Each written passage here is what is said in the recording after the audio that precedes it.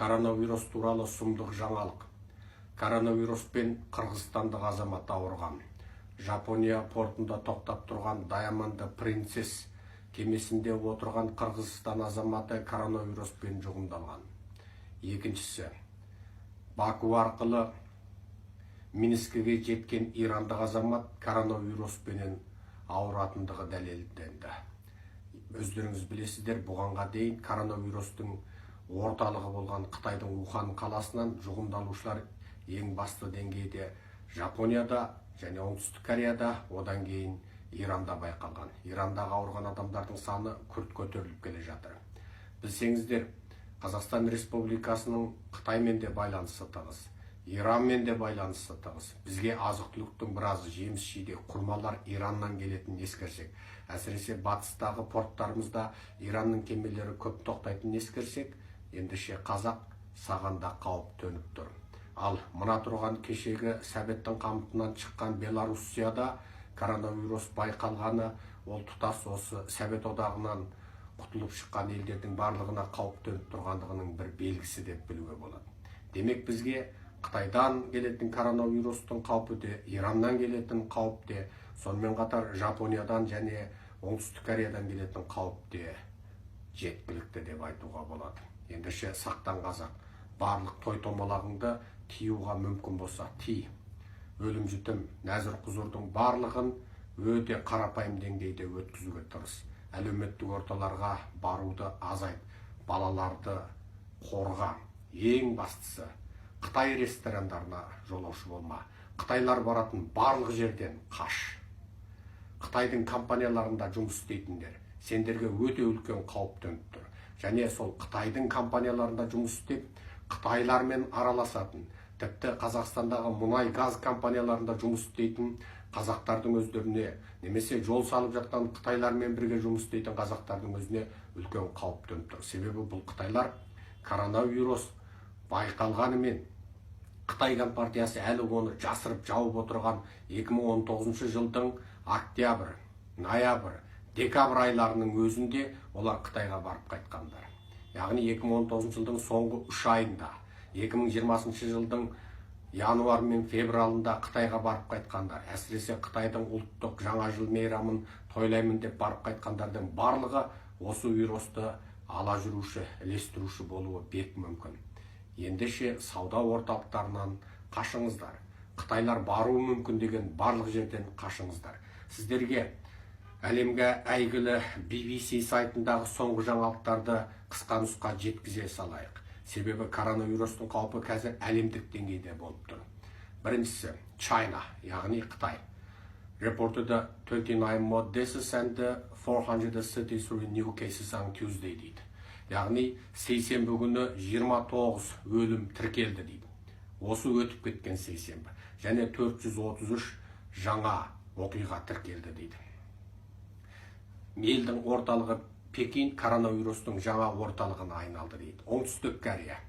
Бұл жерде жалпы жұғымдалушылар 1261 және 12 өлім дейді. Сингапур 12 жастағы мектеп оқушысы осы инфекциямен ауырған дейді. Жалпы Сингапурда 96 адам. Ал Еуропада болса Италия бірінші орында тұр. Қазірге дейін 650 адам бұнда жұғымданған, 17 өлім болды. Анығын айтып отырмын. Ағылшынша ақпарада in Europa, Italy had 650 infections and 17 deaths. Several countries including Algeria, Denmark, Romania and Spain have reported infections linked to Italy.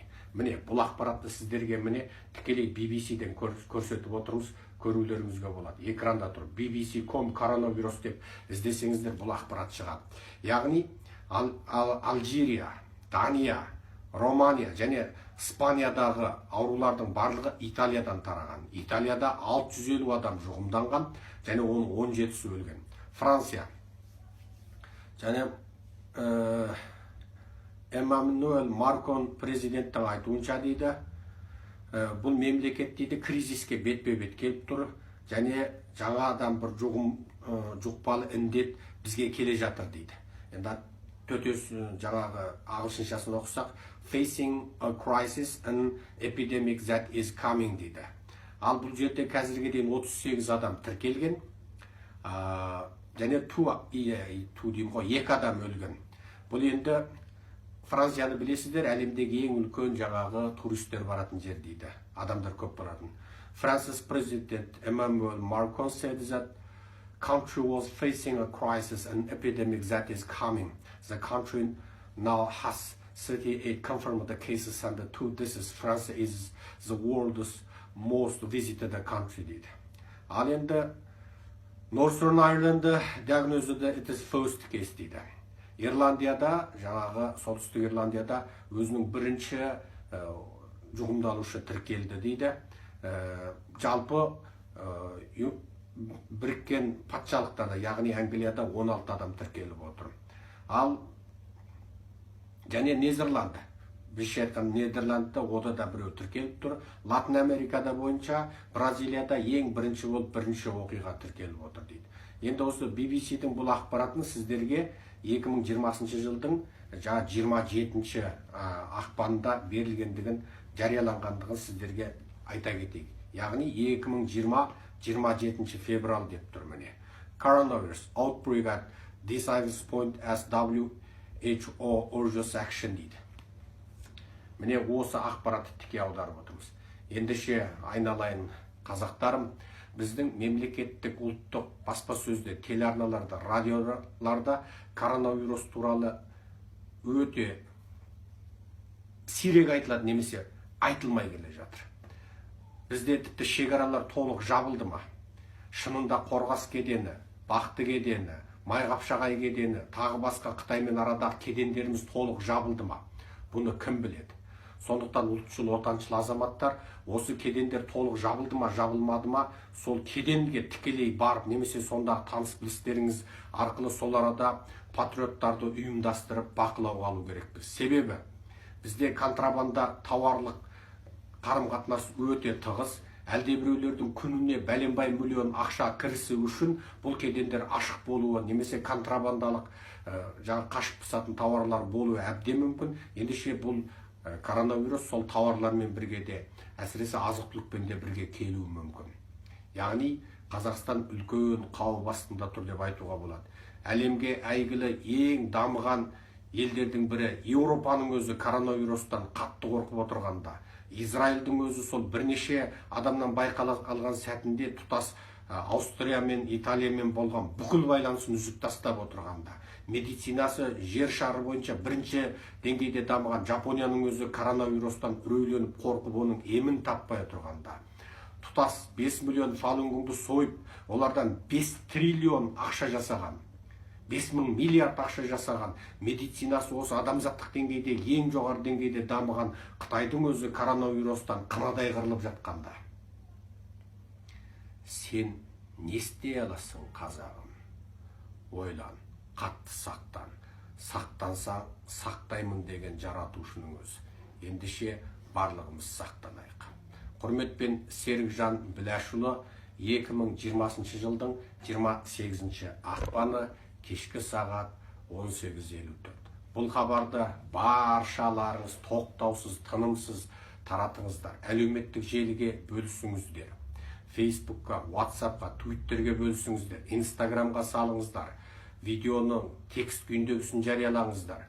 Және нағыз ата-жұрт еріктілерінің Facebook, YouTube аккаунттарына кіріңіздер. Бұнда біз коронавирус туралы әр күнгі ақпаратты тынымсыз түрде аударып жариялап отырамыз. Әлемдегі ең үлкен медиа BBC, және New York Times, Washington Post, Daily Mail, CNN сияқты ең әлемдік деңгейдегі ірі ақпарат медиаларындағы ең соңғы ақпаратты ағылшын тілінен сіздерге тіке аударып жариялап отырамыз. Ата-жұрт еріктілерінің YouTube-тегі каналы Ата-жұрт Қазақ Human Rights. Оны баршаларыңыз білесіздер. Ата-жұрт деп іздесеңіздер бірден шыға келеді. Қазір оны осы жерде сіздерге ашып көрсетуге болады. Ал сол Ата-жұрт еріктілерінің YouTube каналынан сіздер осы коронавирус туралы қазақша аудармаларды латынша Ата-жұрт деп жазсаңыздар да шыға келеді. немесе осы Атажұрт қазақ Human Rights деп жазсаңыздар да тіке шыға келеді. Мына жерде мен тіке сіздерге бұл жаңағы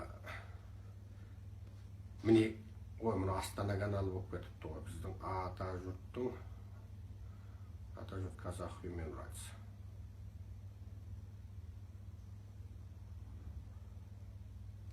Қазір сіздерге 1 минут.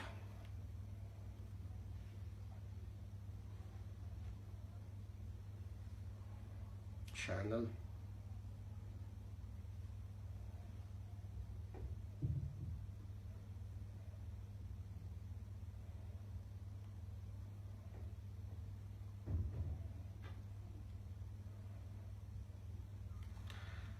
Яғни міне Атажұрт қазақ Human Rights деген жазуды осылай жазасыздар. Осы каналда латынша өзіңіздің соңғы үлгідегі латыншада Атажұрт деп жазсаңыздар, соның өзі жеткілікті.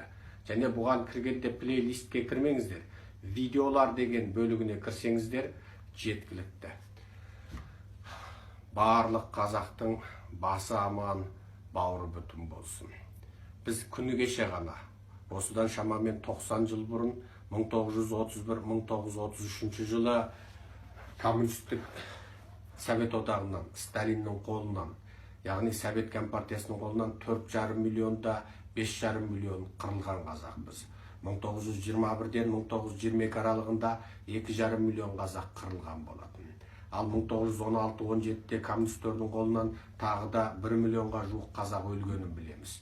Ал 1936-1937-де қазақтың өз қолымен жалақорларды бір-біріне айдап салып, қазақтың бүкіл қаймағын сорпа бетіне шығарларын қырып тастаған болатын. Яғни қазақтарды бір-біріне арыз жазуға итермелеп, қазақтардың ортасын бір-біріне іріткі салып арандатып, бүкіл қазақтың қаймағын, тіпті ауылдар мен аудандардағы хат танитын қазаққа дейін қынадай қырып тастағанын білеміз. Дәл сол жылдары бүкіл қазақтың қасқасы мен жайсаңы қынадай қырылғанда 1936-1937 іргеміздегі түбі бір түркі қырғызбенен өзбектен өлген адамдардың саны саусақпен санарлық қана болған.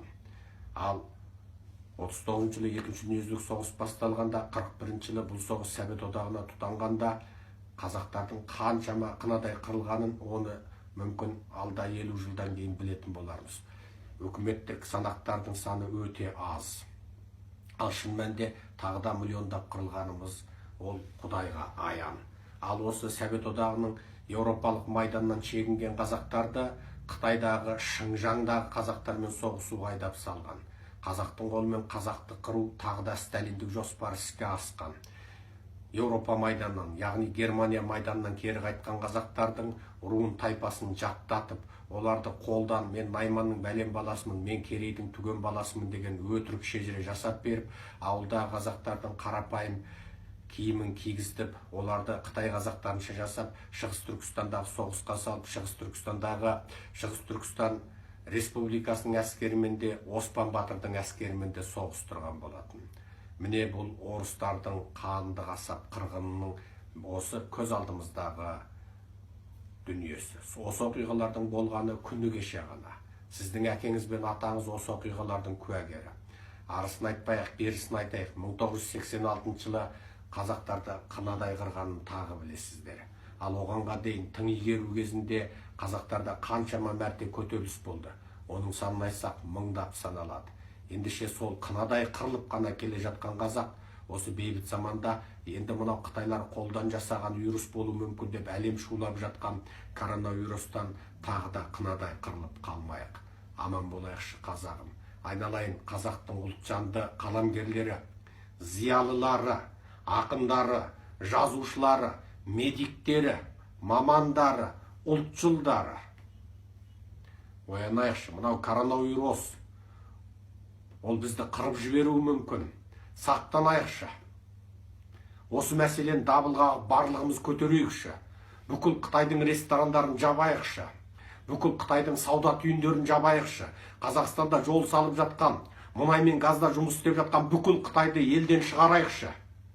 Немесе оларды мүлде иен бір жерге құмның арасына қамап, өзіміз солардың ақшасын төлеп отырып бағайықшы. Оларды мына қоғамда еркін өз бетімен жүріп ауру таратуының алдын алайықшы. Сақтанайықшы барлық қазағым, сақтанайық айналайын қазағым, айналайын ұлтшылдар, отаншылдар, зиялылар. Сендер дәл осы коронавирустың қандай қауіпті екендігін білмесеңіздер, біздің каналымызды көріңіздерші.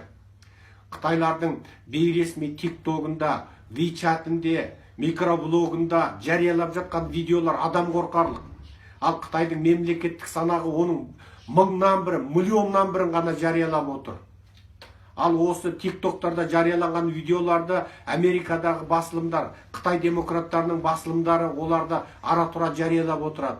Онда көшелерде адамдар баудай қырылып жатыр. Бейне шыбынға қарсы дәрі шашқанда қырылған шыбын сияқты жатқан видеоларда бар. Шын өтірігін Құдай біледі. Олар кино түсіріп жатқан жоқ, олар әртіс емес. Оларда тіпті аштық басталды қазір. Ал ертең сол Қытай Алматыдағы бүкіл масканы сатып алғанда, бүкіл Қазақстанда қазір маска қалмай қалды.